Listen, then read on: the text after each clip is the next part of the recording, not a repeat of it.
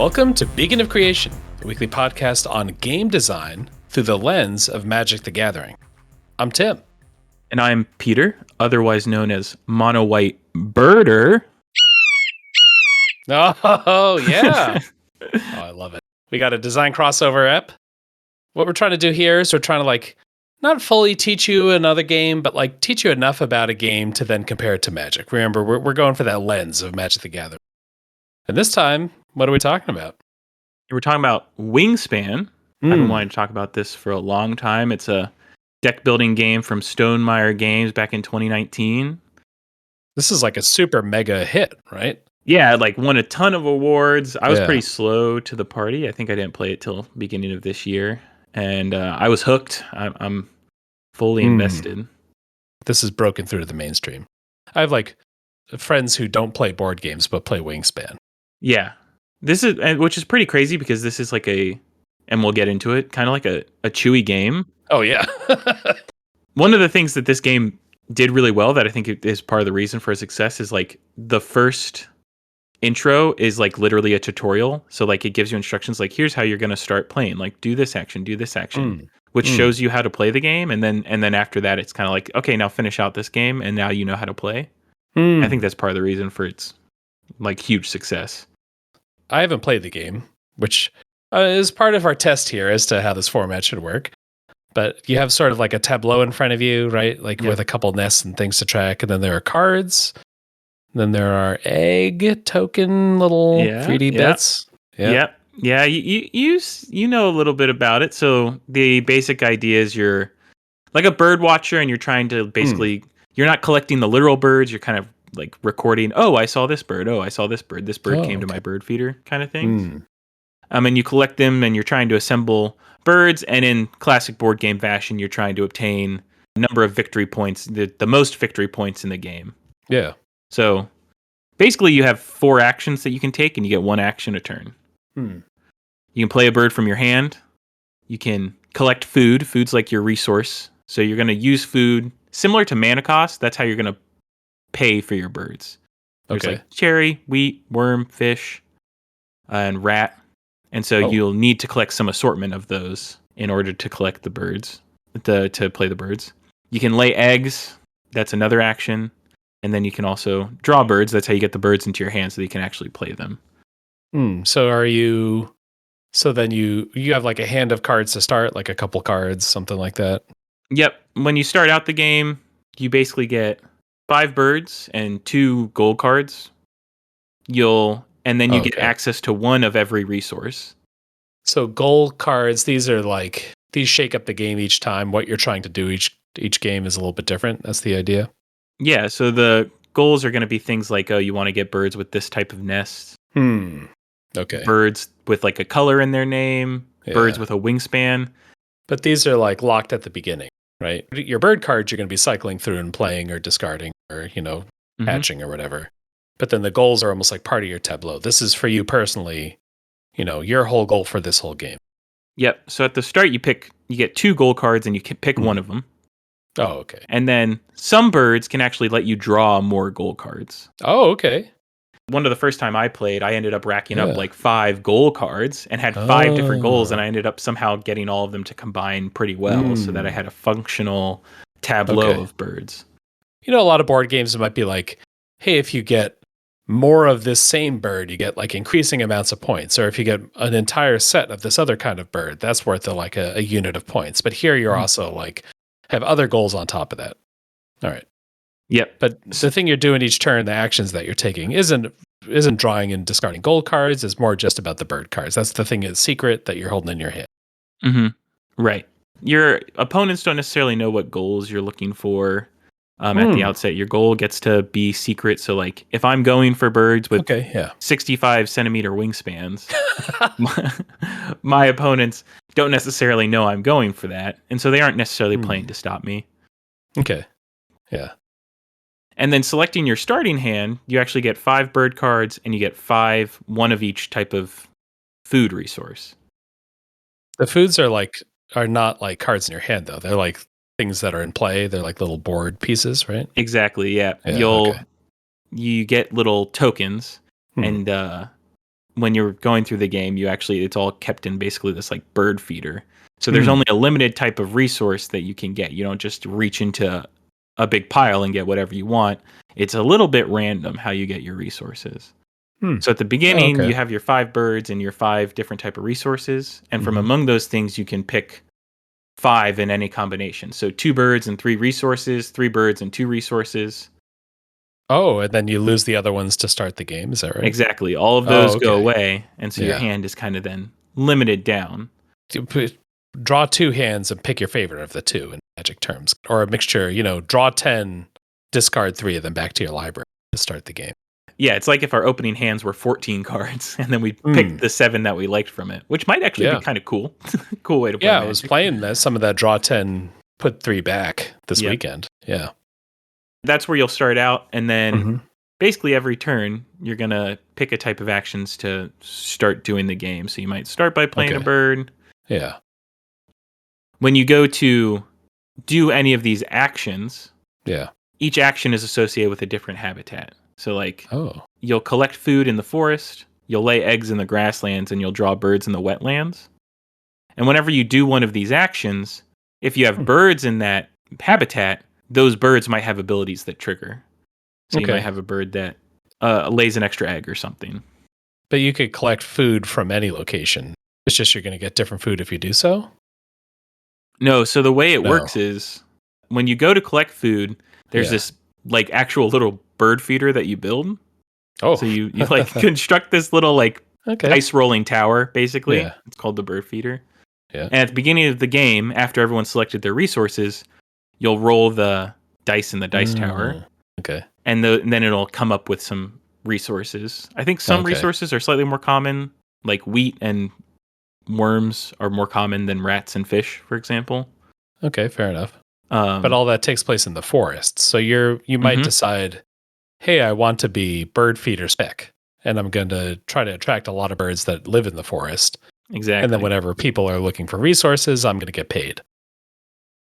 Exactly. So the interesting thing about Wingspan is it's not very interactive. So basically, what somebody else is doing isn't going to impact what you're doing. It's really about just collecting birds.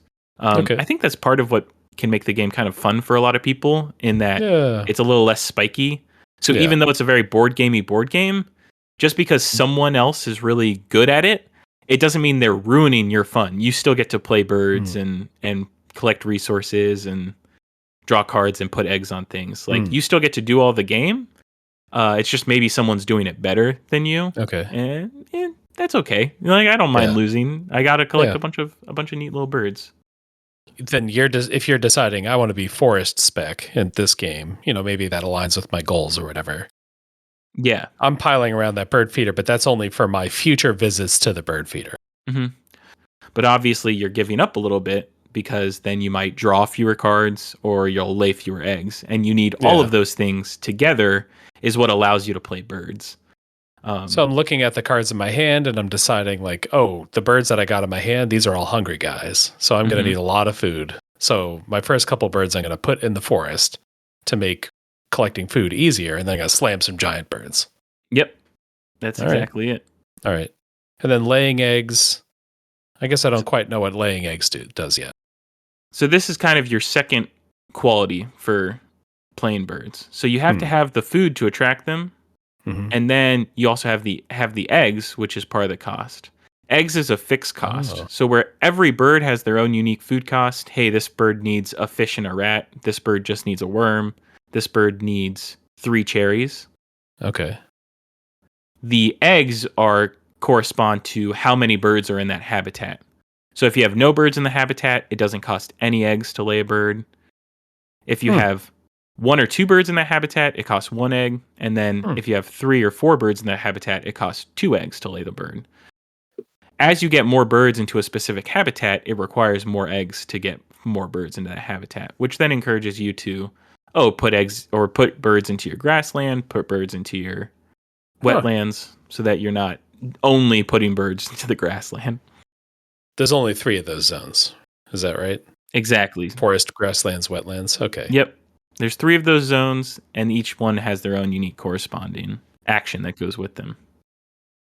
One of the things I'm trying to do here is like think, how close is this to something that like Magic could use?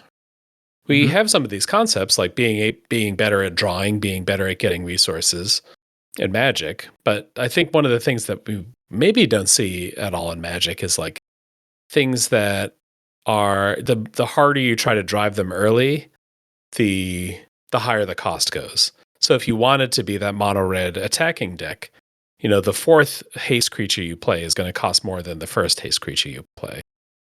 Mhm. I don't know if that's the perfect analogy, but I'm trying to think of like when that kind of thing would diminishing returns. Like I don't know that we see that very often in Magic. No, I would agree with that. We don't really see, like, if you want to draw a lot of cards, like, Yeah. think of the control deck that's like trying to draw cards to one for one their opponent. Hmm. As you get later in the game, it just becomes easier for you to draw cards. It becomes Yeah. easier for you to get into that lane. This Yeah. game is Yeah. a little bit different because as you get better at laying eggs Yeah. or you get better at collecting resources, it becomes harder for you to get better at those things. Okay. Because as you're laying more birds in that area, the benefits you get from collecting that thing increase as well because your birds Yeah. will also do things.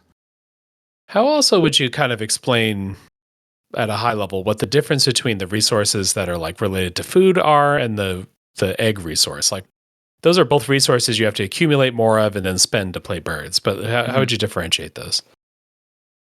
Food is very much like the mana cost, right? Mm-hmm. So, a bird in the top left corner might have like 2 wheat as part of Yeah. its that very easily corresponds to mana cost. Yeah. Like if you could get treasure that was specific to colors, like I need a red treasure. But the eggs are kind of a unique extra addition. It's kind of like an additional cost that you have to pay on top of the food. So you spend eggs just like you spend resources? Like I might have 4 worms in front of me and 4 eggs in front of me, and I need to spend 2 worms and an egg, or I need to Mhm. spend like 1 worm and 3 eggs, and then they just go back to the pool or whatever. So you lay eggs on specific birds, and each bird can only hold so many eggs. Hmm. And it's different based on the different birds. So like some birds can hold 5 eggs, some birds can only hold 1 eggs. And it's another way in which it kind of like balances out these different birds and how many points these birds are worth. Interesting. It's 2 different type of resources that you're pulling Yeah. together to get the one bird. I need to play a couple creatures so I can start putting eggs on them, so I can play a couple more so I can store more eggs. Mm-hmm. Okay, well, I guess maybe you could think like if the creatures that you have are part of what gates you being able to do bigger things in the game. Like in order to cast a 6 or 7 or 8 mana spell, I needed to control 3 other creatures. Mm-hmm.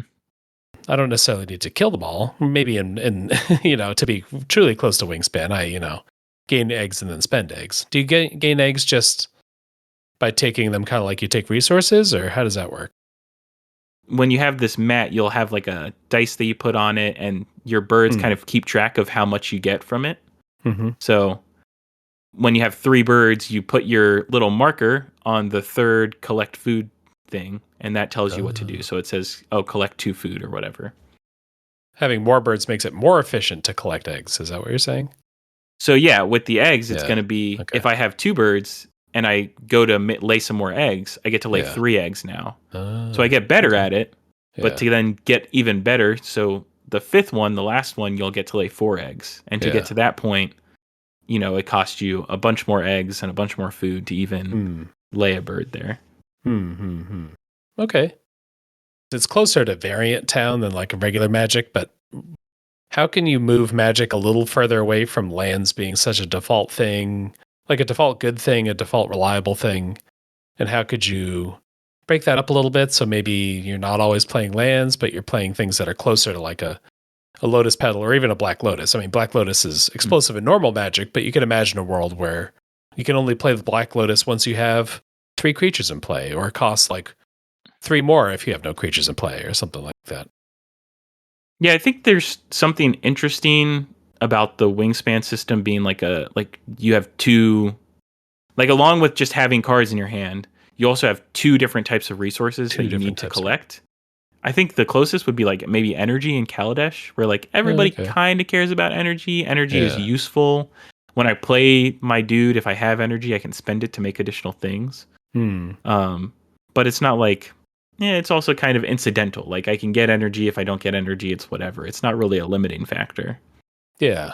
I mean, you probably wouldn't do it across all cards, but you could imagine a space where like you had a card that as an additional cost to cast cool kill spell, you must control at least 2 black creatures. But even then, I don't know that I'm like totally maybe tapping your creatures, like convoke kind of stuff. Maybe that's closer to what we're doing here. I don't know. Yeah. You have oil counters, loyalty counters. Loyalty counters are kind of similar, but obviously. Yeah. If all your planeswalkers shared loyalty or something. Yeah. Yeah, that's exactly what I was thinking. Like loyalty counters not being just inbuilt to the planeswalker of like, hey, collectively we all have, which this is now I'm kind of liking this idea of like collectively we all have this extra pool of things as a resource to use, which instantly makes super friends both less viable and kind of more interesting. Yeah. Like imagine that loyalty, like Sarkin the Mad's loyalty ability just came in, and instead of putting 7 loyalty counters on him, it puts 7 loyalty counters in your pool of loyalty. Yeah. Like this is placeholder name, but like your storehouse. Your storehouse is an attackable thing. Your opponent can attack your storehouse, and if they hit your storehouse, they either destroy the things in there or maybe even take some of them. And your storehouse is what you use to pay for something. Planeswalkers or artifact activations or activated abilities on creatures. It's something that I needed to play certain cards in order to build up, in order to build my storehouse, and then in order to actually use the storehouse, I need some other cards that care about that kind of thing. Let me hit these actions again now that I understand a little bit more. So play a bird from your hand. I would have to pay cost to do that, so I'm probably not doing that turn 1. I'm sure there's some ornithopter or something, but... Well, so you're going to you start with just a little bit of food, and it doesn't cost an egg to play your first 3 birds. Your first bird in any habitat. Oh, interesting. Okay. So that's an interesting like diminishing returns thing again, where the first couple things are really easy to do, and then if you try to do more than that, then now you have to provide some infrastructure first. And that's going to kind of dictate where you're going the rest of the game. If you place those birds in your food zone, then you're going to get food faster. If you place them in your egg zone, you're going to get eggs faster. If you play them in the card draw zone, you're going to draw cards faster. Yep. You spend a good chunk of your turn just like collecting those different resources. Yeah. Oh, I'm going to collect food. I'm going to collect eggs. I'm going to collect cards. And then you're doing like 1 action a turn. So, and then people are taking turns then, right? So I'm going to do one thing. I'm going to play a bird. I'm going to collect a food, and then it's someone else's turn, and so forth, right? Right. Okay. So like there might be. Do you have a guess? Like 30 turns in a game? Like about how many turns are we talking here? Oh yeah. So the structure of the game is there's 4 rounds. The first round's like 8 turns, and then it goes to 7 turns, 6 turns, and 5 turns, I think. Oh. So as you go further in the game, the rounds get a little bit shorter, and that's because there's less setup required. By the last round, I can get a lot more food in one go of it, versus it may take me in the first round 2 turns of collecting food just to play 1 bird. We know like in Magic, turns start very fast and then end very, very slow. So maybe we combat that by limiting how much stuff you do per late game turn, something like that. Yeah, and once again, as you're doing these actions, you've also played birds, and those birds are doing things, which we'll get into what those birds are actually doing in these habitats in a little bit. Yeah. But those birds are actually doing things. By the end of the game, you're collecting more resources, you're collecting more eggs. So you don't need those extra turns to do things because you already have a little bit stockpiled from your previous turns. Yeah. You're even though you do 8 actions in the first round and 5 actions in the last round, your 5 actions are way more powerful than your original 8 actions. Yeah. It's like, rather than now I have 10 mana instead of 5 mana so I can cast 2 spells. Yeah. It's more like I still only get to do 1 action, but because I have 4 birds in that action, it feels like I'm doing 2 or 3 different actions. Some of those birds might lay an additional egg or collect an additional food. So now I feel like I'm getting more, even though I only went to draw cards, for example. Maybe then we'll talk about like what the individual birds are doing. each bird has locations it can be played in. So like all of this very much corresponds to like the actual bird and what the actual bird's doing, where its home is, how it lays eggs. Like it is doubling down on the like flavor as inspiration for design. Like it's a very top down design in a lot of ways. So each bird is going to have locations where it can be played. Some birds can be played in any habitat. Some can only be played in one habitat. They'll have a cost. Okay. So, and some birds are flexible with their costs. You know, this bird will eat fish, worms, or rats, versus a bird who only eats fish, or a bird who needs like a fish and a rat in order to be put in the habitat. How big do these costs get? Do they get up to 3 or 4 food, or? Yeah, some birds will cost, the biggest I've ever seen, I think, is 3 food. Oh, okay. Some will cost 3 of the same food. And because the food have different like values, worms and grain are like very easy to get a hold of because there's actual dice that you can choose between a worm and a grain. Versus rats, there's only one side of the dice that ever appears rats, and you're rolling 4 dice at a time. Random. Okay, yeah. Yep. Okay. So the rats might be harder to get. So a bird that costs 3 rats might be harder to play than a bird that costs 3 worms, because it's a little bit easier for you to get access to worms. That would be crazy in Magic if certain colors of mana were harder to get than other colors of mana. Yeah, like imagine that, like, you just didn't have equal access to all the basic lands. So just like, Desert Cube shout out, maybe? Yeah, it'd be like red mana is more common. Yeah. Torment to the extreme, right? Where like the only basics are basic swamps, mountains, and islands. What basic plains and forest aren't there? How rare should the colors be? my first instinct was black is the most obscure. You know, the demonic arts and stuff like that. Like that's the stuff in the shadows. I don't know if that's right though. Like, how do we rank the other 4? Like, oh, okay. Yeah, so like it's very easy for you to get white mana, but your white mana only creates like a dirtily 1/1 and like a 2/2 with first strike. Versus like it's harder to get black mana, but if you get that 1 black mana, now you can like summon a giant demon who like tutors a card for you and like does all kinds of stuff. Maybe he still costs you like 5 life to cast, but he's very scary, very intense. That'd be pretty spicy. I guess that's not good in like a draft format, because that just means that like people play more of the other color, kind of like Torment. But is there another format where like that rarity would matter if you're drafting mid game in some way? What's that format where you have like a 200 card deck and 50 of each color or something? Oh, okay. Could you do weighted star, whatever the format's called, where it's like you have 5 black cards, 10 blue cards, 15 red cards, 20 green cards, and 25 white cards, or whatever. The math does not work out. The math's not mathing there, but something to that extent, where it's like inbuilt in the construction of the deck. You have it's like risky only so much access. Yeah. I got a twist on that. I think you're on the right track. Okay. So you build your deck. Your deck is only spells. There's no lands in it. And then the lands are like a separate pile that just like, you know, the kind of board game thing where you flip over 5 in the middle of the board and you get to pick one of those. And that's where it's weighted. The lands are weighted. You can have whatever spell comp you want in your deck. But, you know, there's twice as many plains as there are swamps in the deck. So if you want to be consistent, you know, if you want to make sure that your mana will probably show up, then you probably want to tilt towards those more common colors. But if you're willing to be risky and pursue the forbidden arts, then that's when you say, like, I'll wait until the swamps show up and then I'll really deploy.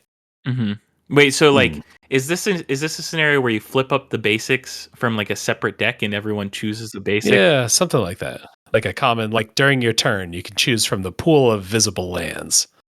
And that's what you're going to play for your land for the turn.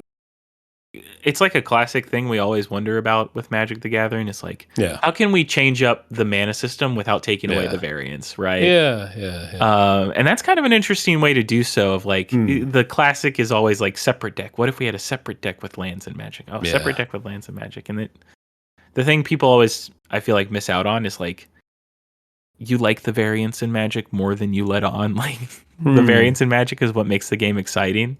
Yeah, there's like the battle box style where you just have like a deck that is like, if not fully random, pretty random. But then you have a separate land deck that has like 2 of each basic and 1 of each guild gate or something like that. Because it's your own deck, it's just eventual that you'll get access to all the colors. Like, hey, maybe I can't cast my double green spell on time, but I will eventually. I'll eventually hit all those cards. If it's more interactive, if it's a pool in the middle or something like that, then we have the ability to like see what my opponent might need and then try to like, well, I don't really want to take a plains, but if it seems like they have it, they might want the plains, so I'm going to take it. Maybe, yeah, that is the way to get some of that variance back in. You're guaranteed a land drop every turn, but you're not guaranteed like a land drop that's like in line with what you're trying to play. Once again, I think we're in like new format territory. Yeah. Which we might be in for a lot of this episode because I think these crossover apps kind of lend you to that like radical change. Yeah. So what if you basically could choose? There was a face-up pile of like the 5 lands of like varying rarities. So like maybe black is less common and white is more common. And then there's another face-up pile of like spells that you can have access to. And so like it works the same way as Wingspan would work. You choose, okay, do I want to get lands or draw cards this turn? I'm trying to figure out if there's a third thing we could do that's like, here's your pool of X this thing. So no one brings a deck, all the cards are provided, and it is just like a weird extra turn management thing where it's like I can only access certain resources at a time, so I kind of have to spend multiple turns collecting my resources so that I can play my creatures or whatever. And also everyone's seeing what I'm collecting. I think, we talked about the goal, where they call gold cards in this game. They're your like secret victory conditions or secret bonuses. What if you brought like a half-size deck, and when you draw your card for the turn, you can draft a land from the pool, you can draft a common spell from the pool, or you can draw from your own deck. Maybe your own deck is more likely to be spicy, cool cards, but your deck has like a big identity to it. So if you're able to like deploy that whole thing, it's going to surprise your opponent. But also maybe you just see just the right spell in the middle of the table and you grab that. And then you could have like kind of a cool situation where you could bring the same deck to multiple games or configurations or planes or settings or whatever you want to call that. And there would be different common spells, different common lands. And how does your deck fit into that kind of configuration? Then you get your replayability there. Yeah, that's kind of interesting. I wonder if you could just do it as like your restrictions are like your personal deck is just like mythics or something. Yeah. Mythics feels like the right amount of restriction, just because like usually mythics are kind of like weird and funky and higher mana costs. Like rares tend to be good, and then mythics tend to be goofy. Yeah. And then everything that's in the common pool is a literal common, so they're like high utility. Yep. High floor, low ceiling kind of stuff. And that's also good for something being in common, because we all have to be like really clear about the value of those cards, as they get flipped into the market or whatever you want to call that. Like it's really obvious how they work and what they do. Yeah. What are you calling this format? Because I'm kind of into it. Yeah. Planar Marketplace is my test name for it. Okay, yeah, that's perfect. Yeah, that's perfect. Yeah, we're buying from the marketplace. Yeah. The other thing that the birds do is they all have like different abilities, right? So along with paying their costs, every bird's going to have their own ability, and they have different times when those abilities get activated. Like I was describing earlier, there's a set of birds that activate when you activate their area. So I play this spotted towhee into my forest region, and then I go my next turn, because playing a bird is an action. My next turn I go and I want to collect some more food.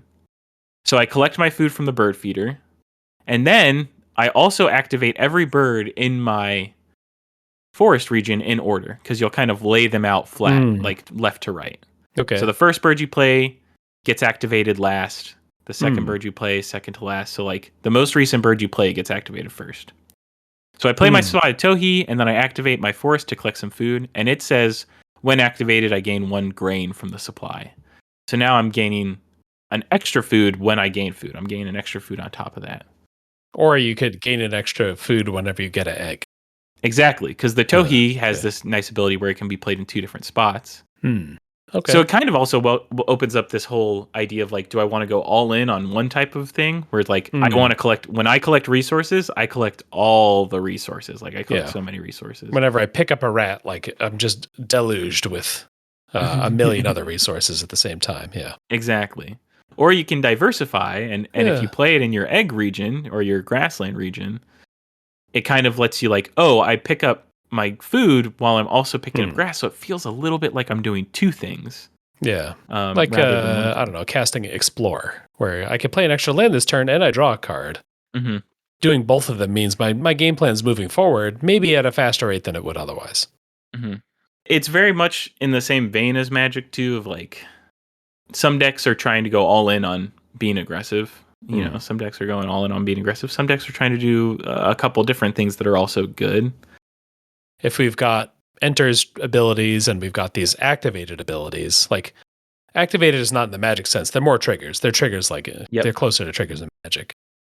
If there was something more standard in Magic that a lot of things triggered off of, if like attack, when you attack triggers were like on 15 cards a set, like that would bring a little more focus and a little more clarity to like the value that you're getting for that trigger compared to things where like at the beginning of the end step, if a creature died this turn, you know, at the beginning of your upkeep, if you untapped at least 3 creatures, you know, like kind of obscure triggers. If there was a couple triggers that became like really, really common, that might be good for Magic. Mm-hmm. I wonder if you could also do triggers that use different phases. So like if you did this thing during this phase, all your creatures with this ability trigger. Mm-hmm. So like at the end of combat, if you attacked with 2 creatures this turn, then all of these creatures trigger, basically. Yeah. I don't know what you would kind of do for the main phases though. On your second main phase, if you cast 2 creatures during your first main phase or something.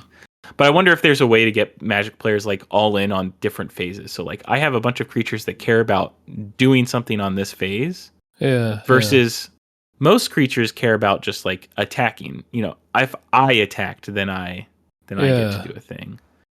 I guess Magic like triggers, you can't make that many triggers with the same condition without some of them being like pretty close to a card. Like if you think of attack triggers, well, I can attack and give myself flying or another creature flying. I can attack and give myself first strike. But if I'm giving anything better than that, even like a +1/+1 counter whenever I attack at a +1/+1 counter, like that's already starting to get like quite good.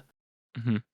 But I guess maybe if more people are doing it or something like that, because all of these birds are doing stuff all the time, but the games are just kind of bounded in how complex you can get and how much time you have in the game. So that's your kind of limiter, I guess. I don't know. Yeah. I'm trying to like determine how much like any given bird is actually worth. Because some of the birds, like this one bird, Carolina Wren, has a when played trigger. So that's kind of basically your enters trigger. Yeah. When you play this bird, it's going to do something. This bird draws you 2 cards. Wow. Okay. Which feels like a lot and can be a lot, but like I'm even wondering like is this like how many cards is this bird worth, if that makes sense? Like is 2 cards getting back, because like sometimes you don't play all those cards, sometimes you use those cards for different things. Something that one of these when activated things are an option for is you can tuck cards underneath the bird, and that usually gives you some effect, and then the tuck cards count as a point at the end of the game. So if a bird has 5 cards tucked under it, that's 5 additional points at the end of the game, along with the like little benefit you got. Yeah. That would be like exile a bunch of cards underneath this card. They don't have the normal effect. Instead, they're just feeding something. Exactly. Yep. Okay. Yeah. Huh. The other thing that is a limiter here that Magic doesn't have is sort of there's like a total limit on the number of actions you're going to take. Yep. Like, what was it? 8 plus, so 15, 21, 26, is that right? Yeah, so something around there. Yeah, like 26 total actions. If you could only ever resolve between lands and spells 26 cards in Magic, like that's still a large number of cards, but it would make the like full pop-off engine stuff like perhaps a little bit. And I guess that's 26 including tapping mana for the first time. Yeah, it's not just playing a card, but also, okay.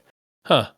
Like one of the things that you're constantly combating in this game is you're trying, like, if your favorite part of Magic is figuring out how to be the most mana efficient as possible, then like you're gonna love Wingspan. Yeah. Because that's kind of what you're doing the whole time. Is like, I want to make sure that I use all of the resources I have access to as efficiently as possible, because at the end of the game, I don't want to have a bunch of extra cards in my hand.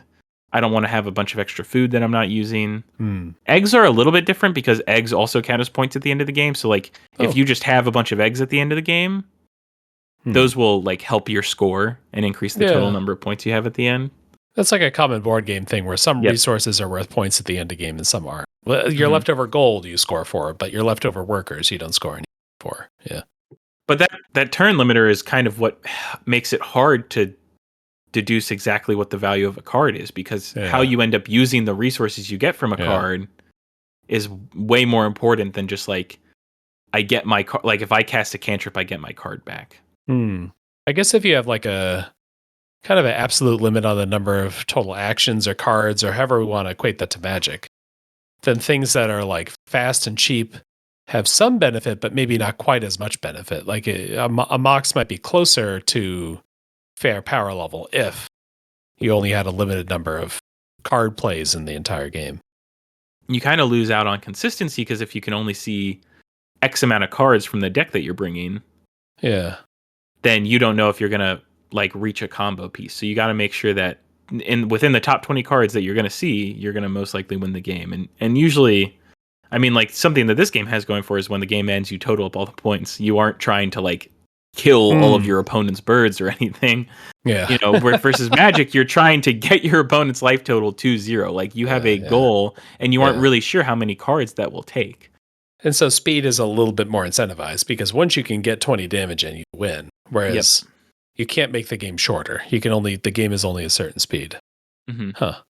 I guess if you are in like limited in card plays, then card draw can be pretty powerful and still not be that good. Because it gives you more selection, but it doesn't do anything on its own. Whereas you basically are not going to run out of cards in Magic in 98% of games, 99% of games. So card draw is really just the mana cost. If the mana cost is affordable, then it's very good to draw cards. Another thing that is the kind of the last unique thing that each bird card does versus like when activated kind of is like a trigger in Magic, when played is like an enters the battlefield trigger.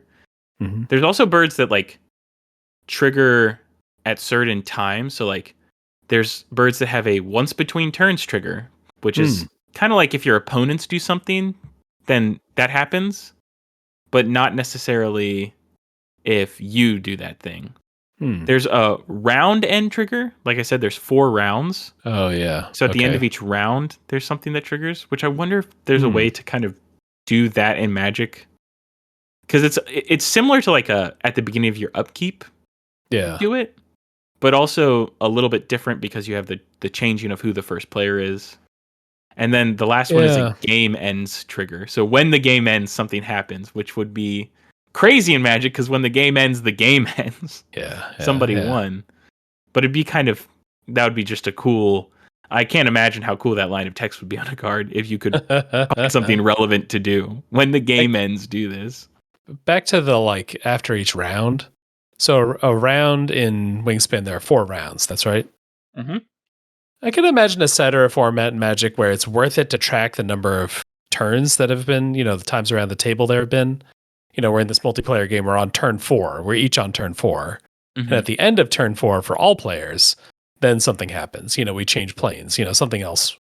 If we've got cards in the middle, maybe the composition of those cards change after a turn, after a full turn cycle. There is precedent for like tracking turns in Magic. Sarah Avenger, there are a is couple the card that cares about the number of turns. The reason it's avoided is because it's something people don't do. But if there were enough cards that called for it, I'm sure it wouldn't be hard for people to be like, I'll track the number of turns. Hey, we're on turn 1, turn 2. Yeah, you could have something on the level of the one ring, the ring tempts you kind of tracking card where, or a day night. In this particular format, you're tracking the number of turns, but we're not attempting to do that otherwise. I'm just thinking of like big effects and what they would mean. This isn't necessarily a good effect, but if at the end of turn 5, all creatures took 2 damage. You could imagine like, hey, turn 5 is coming up. I either need to be like trading away my little creatures, or I need to like have my bigger creatures eat my smaller creatures so that, my bigger creatures will survive this pyroclasm or whatever. Something that I can plan for, that we all know about, a turn or two ahead of time, that, shakes up the battlefield, that shakes up the status quo. That's like to me, a fun thing, especially in multiplayer, but probably also in one-on-one as well. Mm-hmm. I wonder if there's like even like some amount of like patching you can do to the commander format. One of the things that like is a very critical part of the commander format is these like mana rocks and this acceleration. Yeah, yeah. And like people don't want to lose that, because it's the fun part of commander for many people is getting to like turn 4 or 5 and you have a lot of mana. Yeah. I wonder if using this rounds thing kind of helps that. Yeah. So like turns 1 through 3, you get to just play 2 lands a turn. And then on turn 4 that switches off and something new happens that's more of a mid-game thing. Yeah, yeah. Every time you attack, your creature gets +2/+0, or like you attack and you can search your library for a basic land. And then turn 8 and after, whenever you cast a spell, draw a card or something insane. Like these are all insane effects that would like fundamentally change the game of Magic. But sure, yeah. It's not like green wouldn't still play Rampant Growth, because now I get to play an extra land and Rampant Growth. That's kind of fun. Yeah. But basically keeping track of the turns has now allowed us to literally have like basically a more controlled plane chase experience, where it's like, oh, we're changing the way the game is functioning now. And being able to see it coming, I think, like, provides different fun opportunities. Like, because you can see it coming, now you can try to do things about it. Whereas if it's a plane, planes are cool and it's a fun game mode, but it does have very often the feeling of like, well, I just got blown out by something that not only was a random plane, but whether we even changed plane was random. Yeah. One of the miserable things about plane chase is just like getting stuck on a plane that no one wants to be on, and everyone just spends their turn rolling a dice and not actually progressing the game. Yeah. I'm making this up, but on turn like 3, 6, and 9, an additional rule is going to kick in, or additional rule is going to change, kind of like you said. Maybe 0, 3, 6, and 9. That 0, 3, 6, and 9, if I just design 10 of those, like I've really created a humongous amount of variety. Yep. In a comprehensible way, probably. Can I try and sell you on a game ends effect? Yeah, I guess it's like changing the scoring, winners and losers. With Magic, there's like the game ends because like everyone at the table is like, let's say you're just 1v1, in a limited format. The game ends because your life total went down to 0. Yeah. So like, what if there was a creature that triggered and was basically like, okay, you're not dead yet unless your opponent can meet this condition. And if they can't, then exile this card and you gain 5 life or something. Yeah, so it's like almost like a Fateful Hour. And it's like, really, you're at your last moment. Yeah. And the opponent has to prove that they can do something right now, or else you win. Yeah. Are you kind of interested in like a couple cards that have that effect on them? Mm-hmm. There are sort of the cards that like prevent you from losing the game, like Worship or something like that. But if it felt a little more one shot, or not something where I'm like, my life total can't change, therefore I'm gonna, I don't know if this combo is real, but like ad nauseum or something a gajillion times to see my whole deck. If it was something, more related to my opponent, that could be good. It's hard to say when the game ends, because that kind of implies I'm already dead. But maybe you can get closer to that. Maybe it's a different shot at Fateful Hour. If you would lose the game, If you would lose the game, target opponent reveals their hand. If there's no lands in it, your life total becomes 5, exile this card or something. Yeah, I guess like if you had a bunch of creatures, kind of like Ascend, the thing where like if you have 10 permanents, you've gotten the City's Blessing, and now certain cards do something. You could have like a set of cards, all of which have the same resurrection rule or whatever. The first time you would die, instead you go to 5 or whatever. And then they all are better after that event. Because I kind of don't want it to just be like you gain 5 life the first time you die. Like that's still just kind of a life gain card. But if it's a life gain card that then I'm also turning the corner, then maybe that's like an alternate on Fateful Hour. Yeah, I kind of dig the turn the corner. I think that is a good point of just like basically my opponent has to kill me one more time. Not very fun. Yeah. My opponent needs to kill me. If they don't take this into consideration, I get a huge boost. Now that's kind of something cooking. Yeah. Alrighty. And so some of these birds have like ones between turns, I think is what you said. Like someone else does something. Is this like a counter spell, or this is just like catch up? Hey, I notice my opponent is awesome at gathering food, and therefore I'm going to play this thing. Whenever they gather food, I get an egg or whatever. Yep, that's exactly it. So it's like a little catch-up thing. Some of them will be like whenever your opponent activates like a predator. So like there's all these birds that have this like predator marking, and basically means that like their ability involves like looking at a bird from the deck, and if it's a certain size, it goes underneath of the bird. Rolling the dice that aren't in the bird feeder at the moment, and if they roll a rat, then they get to get a bonus point at the end of the game, basically. Oh, okay. One of the, I think, most interesting things about Wingspan is the amount of flavor on the cards that is extraordinarily relevant game information. Oh, okay. Each bird has a type of nest that's on the card, and that type of nest is something that you might care about. Like some like a typal tag, like all your soldiers get +1/+1. All of your tree living birds get something. Exactly. All the birds have like a wingspan size. So some bonuses will care about having small birds. Some will care about having big birds. Okay. They all have a name, and then the bonus cards can care about that name. So like Carolina Wren, there's a bonus card that cares about having a location in the name, and then it lists like all the different locations on birds. So like Carolina, okay, yeah, like Sweden, whatever. Yeah, how funny, yeah. So I guess my question is like, what flavor and magic are we missing out on? What are we missing? What are we missing out on flavor wise that we should be taking advantage of in our game design and like keying off of that specific flavor? You kind of already clued in on creature type. We use creature type. We have color, power, and toughness. Yep, we use power and toughness as like a size thing. Unglued has talked about the number of words in a card's text box. Like, oh, this is a wordy card. Is there something that we can do that's not in the unspace there? Oh, well, the unspace, they had whether the creature's wearing a hat. So that's one. Right. Or even like, can we care about the names in black border? Can we care about the text box in black border? Is there a way to care about flavor text in black border? I guess proper names, I could believe. Like you could tutor for any Brimaz. You could tutor for any Zimone. Oh, that's kind of cool. So the proper name part we can look at, but we're not allowed to look at like Zimone, curious student. Like the curious student, that's going to be different in different languages. Right. But presumably Zimone is going to be Zimone in every language. Yeah, that's the never-ending problem of... It's not a problem. It's a great thing that Magic is available in worldwide. Yeah. But with that comes the challenge of like, you can't really care about the name because there's more things that are gonna be affected. I guess if you had like a tutor card that says like, to search your library for a Zimone card, a Killian card, Dina card, one of several legends, that feels like kind of plausible. But like, I think like zombies are tough because like there are a bunch of other words like thesaurus style, like what's the 8th word we could use for zombies? So we don't have to call this like ravenous zombie. It could be ravenous ghoul. It could be ravenous, fleshwalker. It could be, that kind of stuff is a little too different.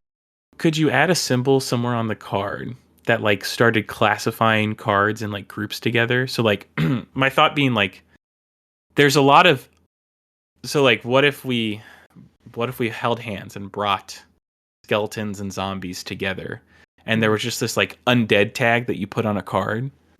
So it's like tutor for this undead tag, and it has like maybe a little symbol in every card that's skeleton, zombie, or whatever. But you can kind of batch things together. So it's like, oh, these are like the necromantic cards. These are the heroic cards. These are these kind of things. And so maybe it's a new way of grouping some of these things to give them a little bit more cohesiveness. Suddenly clerics and druids kind of have some overlap. They care a little bit more. Yeah. Yeah, I guess we're already a little strapped for type line stuff. So I guess the reason you're using a symbol is like a symbol doesn't take up that much of the card. Right. Well, we got like the big Phyrexian update where like 300 cards got Phyrexian in their creature type. So Yeah. should that have been a symbol instead? Retroactively, it still doesn't fix anything, right? Of like the cards that we go back in time, they're still not going to have the symbol on them. Yeah, I think where it would be powerful is if it grouped things across card types. I guess undead is something that people want, but undead isn't that powerful to me because it's just a creature type. Whereas if you could have like groupings of, instants, artifacts, and creatures that all had a shared thing, that's when maybe it starts to become powerful enough for it to be worth it. Yeah. Well, so what if it was like a necromantic thing? So like you have like your zombifies, your zombies, your cards, like your undergrowth cards that care about the graveyard, they all kind of fall into this like necromancer kind of pool. And so you have cards that kind of can key off of that pool of cards. And you have some sort of symbol to denote them. I feel like you couldn't do it retroactively. It'd have to just be a unique to this set kind of thing. Yeah. I guess you could experiment with it because you could just use Kindred Artifact, Kindred Instant, and then have the creature type exist. I think you could make good cards. You could make, a good enough package in a set for that to be worth it. Mm-hmm. I think I have one more pitch kind of as a maybe like last crazy thing because Wingspan has these like 3 definitive zones or areas that we use. Mm-hmm. They've tried in the past to kind of touch it in Magic of like, what if things were only in certain spaces? So you have Space Bellerin, Raging River, these cards that like kind of zone off creatures into different areas. Do you think that there's some potential there for like Magic to care about where you put your creatures essentially? Yeah. Or is that too much in the like nitty gritty? I think I entertained this idea in one of the You Make the packs. Oh, okay. What if there was a new zone and that zone was on the battlefield and it was a revealed zone, but it was a shared zone, and then like people could compete over this zone, kind of like a King of the Hill thing, and you could kind of basically put a creature in that zone, and now you have that zone and it gives you some sort of benefit. I think that's maybe where the application could be of like different spaces that matter. You cast a creature into that zone. I think I have something that might work here or at least is a little bit wingspan-y. And that's if your creatures like could sit on the quote unquote battlefield, which is where you're allowed to attack and block. They could also sit in your lands. They could also sit next to your library. And if they're doing those things, then that's getting you extra mana. That's drawing you extra cards or something like that. They could still be shot by lightning bolts, but they can't, perform their combat function if they're not sitting on the battlefield. And then creatures, some creatures are probably better at hanging out in the fields and some creatures are better at fighting, but any creature can fight and any creature can cut down crops or whatever. Yeah. The creature's still interactive, like it's on the battlefield. So like I could target so like let's say you have your creature go to the library. Maybe you like play it, then there's like an activation that you do. For every 2 creatures that are there, you draw an extra card every turn or something. Yeah. And then like if this creature is in your library, you probably wouldn't say that. At your library? If this creature is on your library, at your library. Working at your library? Yeah. Then scry 1 at the beginning of your upkeep or something. Yeah. You could have a progression there. Yeah, it could be, if 1 creature's there, scry 1. 2 creatures are there, draw an extra card. 3 creatures are there, something else. Or however you need to ramp it up. And then I'm out of blockers right now. I'm vulnerable. I can pull my creature out of my library and he can they can stand on my battlefield and block for me basically. Yeah. Kind of like a sim management style game. Yeah. Oh, I'm going to move these workers over here. Yeah. That'd be kind of fun. And then creatures can have something on them where like, I count as 2 librarians, Yeah. If I'm next to the library, it's as though I have 2 creatures next to the library. I think that's kind of fun. And I think the idea of a game that's more of like Magic, if you took a Civ game and put it in the Magic setting, basically, which is something that Magic itself hasn't done, that kind of feels like a space with like, there's plenty of tropes there that you can kind of key off of. Yeah. There's plenty of like history in the space. So like, I don't think you'd run out of necessarily like content or ideas. But how do you like encapsulate those feelings of like worker management and like owning a large amount of space? How do you encapsulate those ideas? And maybe that is one of them of like, oh, I'm putting this creature into my lands and he's gonna chop down trees and create resources. Like, we're changing what our resource does. Our creature can like sit on the battlefield and do nothing because it's too small to attack or block. Or, instead of doing nothing, at the start of turn or at the worker assignment phase or whatever you want to call it. That's when I can move around creatures. And then like my 2/2 that is irrelevant on in battle can instead, help me draw more cards or help me get more mana. And that flexibility maybe also smooths out like I need more mana because I haven't drawn any. Well, I can't, if I'm willing to give up on attacking, I can at least eke a little more mana out of my lands. Once you have barriers like that, you can't easily switch from the farm area to the battle area. Well, then you can have a card that is great at that. You can have militia, and militia, at the beginning of combat on anyone's turn can go from the field to the battle. So you create barriers, and then you create cards that are good at circumventing those barriers. You could have things stationed at the graveyard. That's pretty magic-y. Ooh, yeah. There we go. If you've got 2 people stationed at the graveyard, whenever a creature dies, you get to draw a card, something. It's no longer the job of the mana rock to get you extra mana. It's something that's like artifacts get to stay more artifacty. They get to be more mystical and unusual, and not just be like, this is how I play the game. I'm into it. Is there anything else that you kind of you're kind of seeing that you kind of eyed and maybe there's a place to go? I guess we talked a little bit about not having consistent access to certain colors, but then like, I guess when you're drawing cards, everyone has like a shared pile of birds. Is that right? Yeah, exactly. It's the classic style where there's like, you can draw from the face down pile and get a random one, but then there's also 3 face up birds.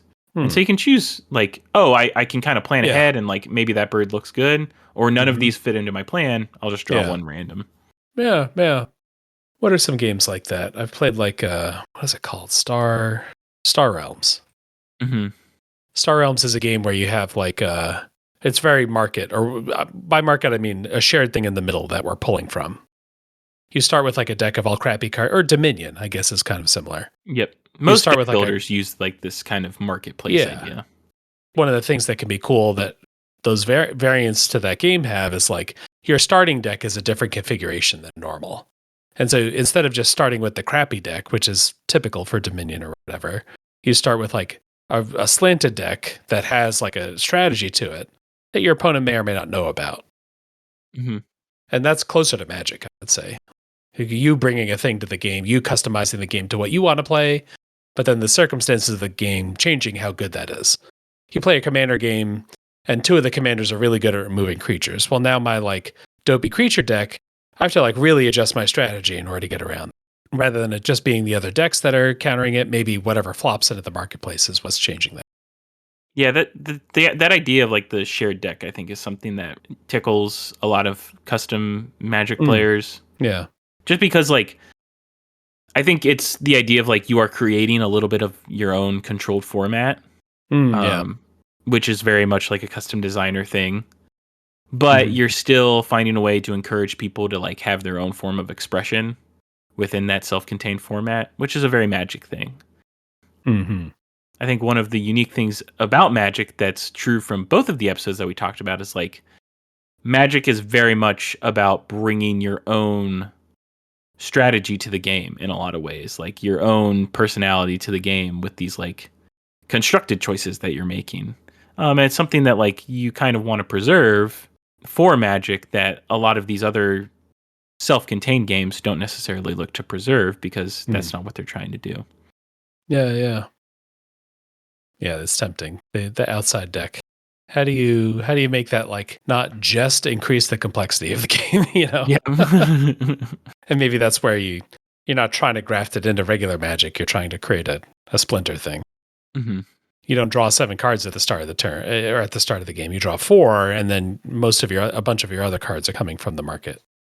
Yeah, it's kind of funny. Like, I mean, one of the beauties of Magic is that like it's just a rule set with a bunch of cards, and like the flexibility of it does allow you to like could maybe this is the most extreme version of this idea is like, could we play Wingspan with magic cards? Like shared deck. The goal is to like collect cards that do certain things that say my personal goal is to collect cards with flavor text that quotes somebody. So like it's a quote from a magic character. Or like I want to get creatures that are only power 7 and above and stuff like that. Like you could theoretically like play Wingspan with magic cards. There's enough references points. Like you'd almost turn it away from magic and could we literally put magic cards into Wingspan? You probably could. Resources would be weird. Yeah, if like rather than people dying at 0 life, it's just how much damage each player has taken. Yeah. And that's when your end of game stuff can kick in, where like it's not just I took a lot of damage, but I also did this other thing. And we play 8 turns or whatever. Yeah. Okay. How do we go in the opposite direction? How do we meet in the middle, where Wingspan is absorbing some of magic? What could you put into Wingspan if we make custom Wingspan cards? Yeah, I think the birds should be attacking each other. I think that's it's like land destruction. When a predator bird or whatever you called it, it's attacking birds on other parts of the table. I think the biggest difference between Wingspan and Magic, like legitimately, is just like Wingspan is about you coming in and you doing your thing, your very own thing. Yeah. And you don't really interfere with anybody else and they don't interfere with you. Like sometimes they take a resource that you wanted, but like you can get other resources still. Sometimes they take a bird that you want to play, but there's another bird that's going to be there. So you could add some interactivity into Wingspan and design some cards that specifically go after other birds. But I think the creators might shudder at the idea of that. I don't think that wasn't their initial goal. I think one of the strengths of Wingspan is that like you sit down to Wingspan and it really feels like the creators of the game were trying to communicate to you something. They're trying to communicate like a feeling, an aesthetic, an experience, and I feel like they communicated it really successfully. And that's something that like you also want to do in your Magic design. Like when you're designing a set, when you're designing a card, you want that card to communicate something to your audience, to say something to your audience about what you want this card to do and to be. And Wingspan did that really well, and you can still do that really well in your custom Magic designs. Yeah, I don't know. I'm not trying to bring violence to Wingspan Island. Let's all just peacefully look at our birds. Yeah, it's a low interactivity kind of game, and we're all kind of comparing our scores at the end. Who looked at birds the best? Yeah. I like birds. I like looking at birds. Yeah, I'm surprised. Cool. What was the name we decided on for the Tim fanatics? Oh, I don't know. I did a poll. I should have kept up on it, but I'm going to call them the Tim Tams for now. The Tim Tams, the dedicated Tim Tams will know that Tim is an avid bird watcher from his backyard. Yeah, I just put out some seed. Yeah. I'm surprised you haven't picked up Wingspan. Got a whole bunch of guys. Yeah. Highly recommended. The Junkos learned how to sit on the bird feeder. Normally they're ground feeders, but the Junkos, like they figured it out. This new feeder, they can handle it. Good for them. Big developments. Alrighty, yeah, this is a great tour. I think I don't know. I feel like I learned enough about Wingspan to then like start to get inspired, and that's what I'm hoping with these crossover episodes, that we can learn enough about another game to then like, we don't set out with the points that we're trying to make about how it converts to Magic. We're just talking about it, and then Magic's in the back of our head, just trying to get out. It's kind of like that experience I think that a lot of Magic players have, where they get together and they play a game, and no matter what you do, like you're like, oh, okay, so it's like this in Magic. Oh, it's like this in Magic, and it's kind of doing that and then expanding it even more to like, how can we actually make that how it works in Magic? Over the weekend, I used like, oh, those cards are exiled a lot, even if those aren't the official term for it. It's a good way to say they're never shuffling back into a deck. They're gone forever. I think Trigger is my most common one. Yeah. Yeah, you'll have to now definitely play Wingspan and then be like, I'm curious how much of it meets your expectations based on this conversation. Like, oh, this worked differently than I thought it did based on our explanation, or this changed a little bit, or. Alrighty. Well, before we get out of here, We got our usual plugs for things to do to interact with us. The main one every month being our design challenge. We do these every month. This is the way to get your cards on the pod. I don't know if we're going to get any custom Wingspan cards, but I guess if we did, I would read them. This is not a high pressure thing. This is just a way to interact with the show. And a way to do that for November is to design for Going Nova, take an existing instant or sorcery card, and make a creature that can cast that card once. Cast is, in quotes here, scare quotes. This could be, you could sacrifice the creature to do it. This could be like Channel. I'm going to discard the card to do it. Could be like Monstrous, that once per game, this creature can do this thing. It can be once because it's hard to do that an extra time, like mill 2/3 of your library, something like that. So that it's like hard for the creature to conceivably do it more than once. We always do some bonus points. The first one here, nothing gold can stay, make the base card monocolor. Base card here, again, we got some wiggle room in this text here. The card itself is monocolor, but maybe it has an adventure that's a different color. Our other bonus point, Vampire Weekend, a life payment is required somewhere. I think life payments are, we could use a couple more life payments in Magic. I think that there's a lot of potential. They'll be doing just a couple days if you're listening to this right as it comes out. It's that Friday, November 29th.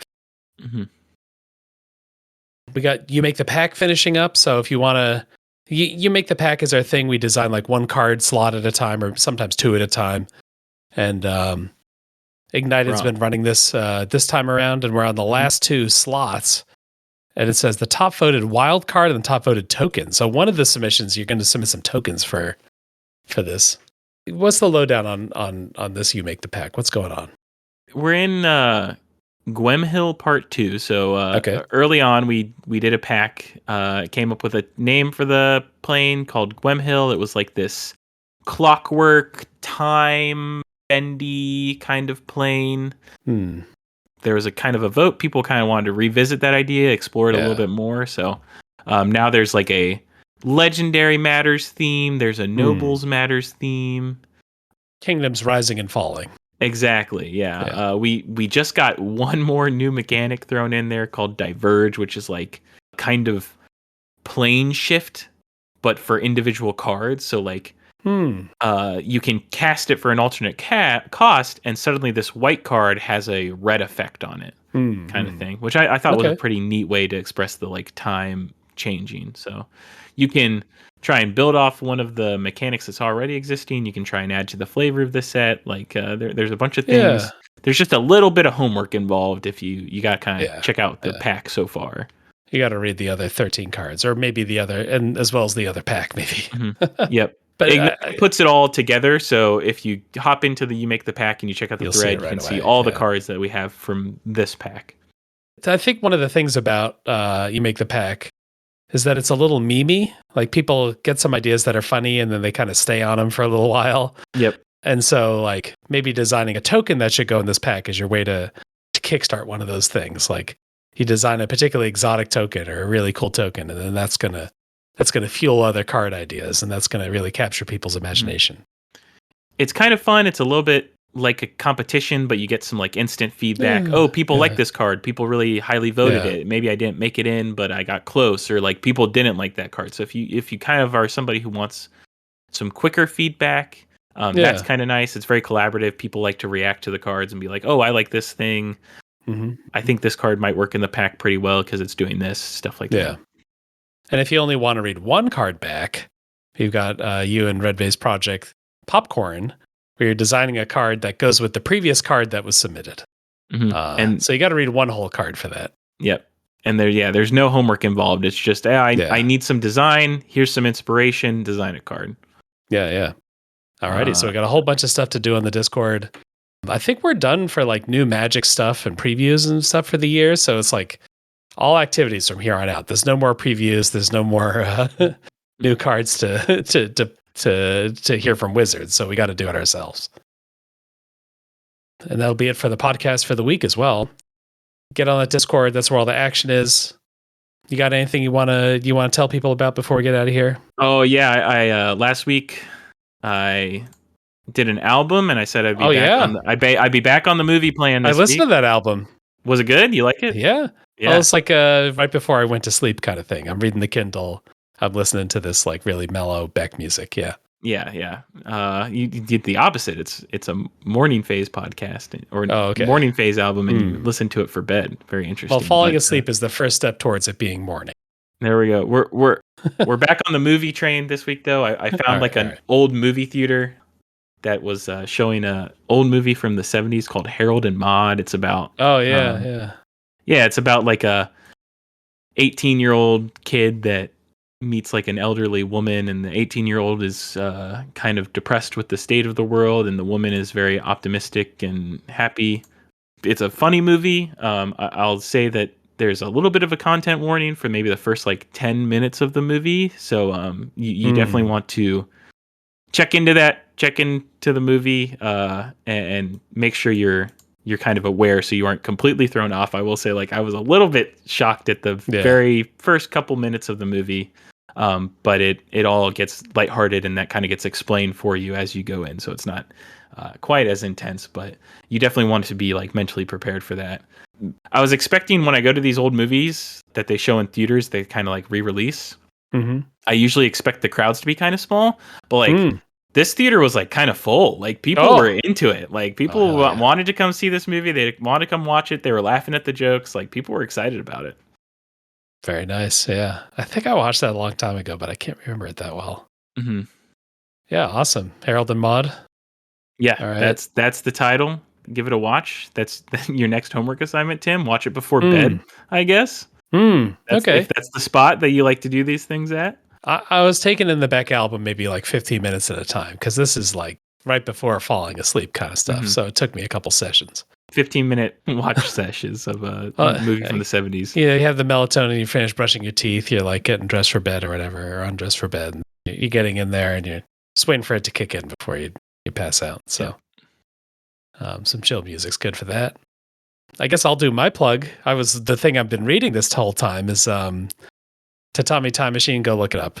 A guy who's like depressed living in his dorm through a couple things, like his air conditioner controller gets broken. His whole summer is ruined because his air conditioner is broken and he doesn't have any money. But then through one thing or another, him and his friends find a time machine, and they travel back one day to try to get the time machine from the past to bring back to the future. But everything goes even crazier after that. Wow. So you can either read it as a book or watch the anime. Wow, double recommendations this week for people making it all the way to the end of the podcast. What I love it. Yeah. Alrighty. Yeah, and if you need to find us, Discord's again the place to do that. I'm Tim F. Riley there. I'm on a whiteboarder. And most of all, thanks for listening. Do you know any bird calls, Tim? You got a bird call for the end of the episode? Chickadee-dee-dee.